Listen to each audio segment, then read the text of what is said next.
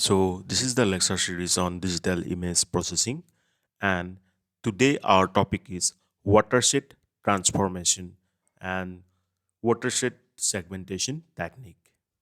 So, what is watershed transformation? You know, the watershed transform computes catchment basins and ridge lines. They are also known as watershed lines, where catchment basins corresponding to image regions and ridge lines relating to ridge region boundaries.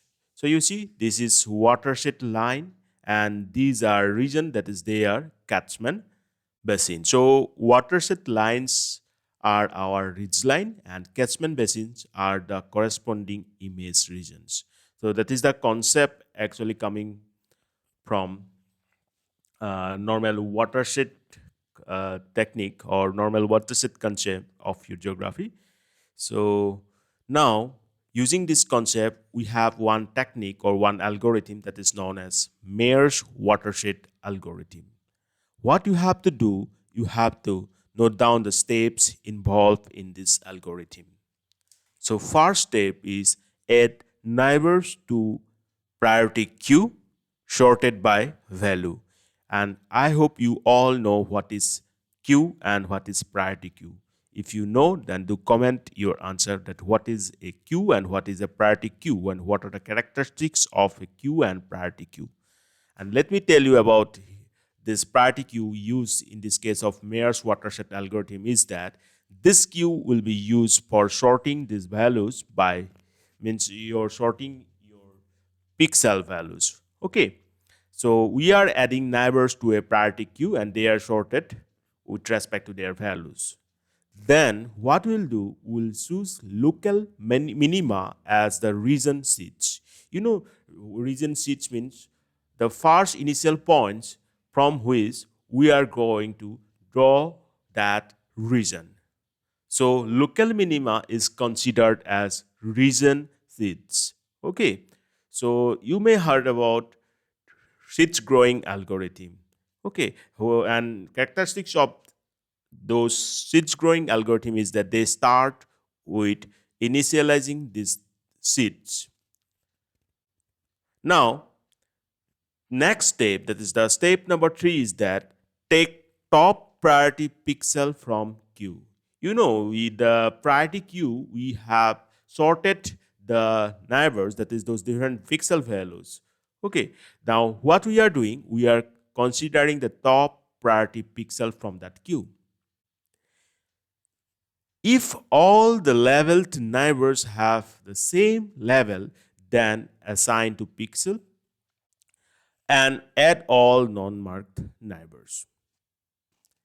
So in that way, what will got means if they are belonging to the same level, what will have? Will have one particular region, and if they don't belong to that, don't have the same level, so obviously they are not participating in the same region, so they will belong to different region.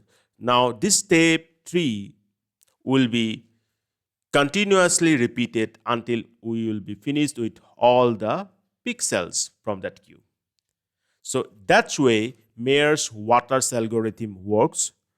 I'm repeating again that here we are using a priority queue to add the neighbors and sort them by values. Then main important part of this algorithm is that you have to choose local minima as a region seeds.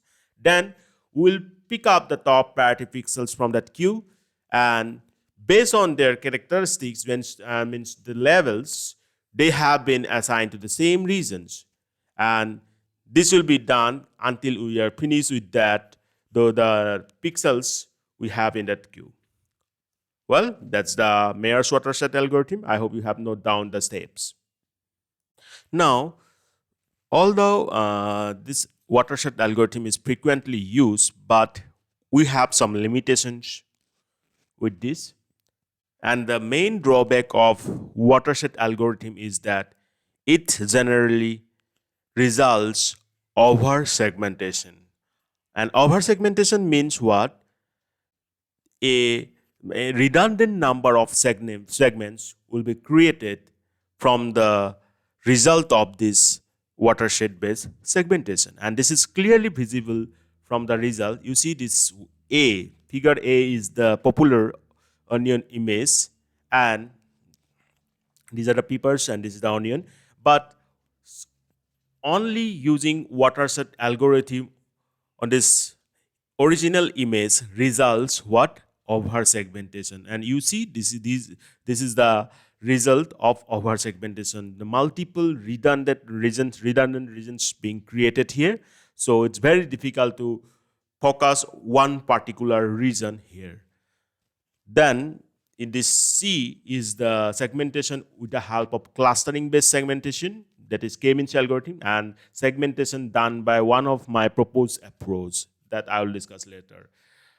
But this proposed result is what has the capability of watershed segmentation in combination with K-means algorithm. So the result is very transparent here. The result is far better than this K-means algorithm based segmentation and the watershed based segmentation. Means to say that in somehow, if we can stop this over segmentation of watershed algorithm, obviously it is going to give us a better result for identifying the region of interest. So I hope that's all for this lecture. The main point you have to note down is that how the watershed concept coming from means that watershed edge lines and that catchment basin concept and the steps involved in the Meyer's watershed algorithm you have to note down. And next thing is that what is the drawback of watershed based segmentation. So coming to the today's lecture's question, and today's question is mention the steps involved in watershed based segmentation. Next question is that what is the disadvantage of watershed based segmentation? So that's all for today. Thank you. Bye bye.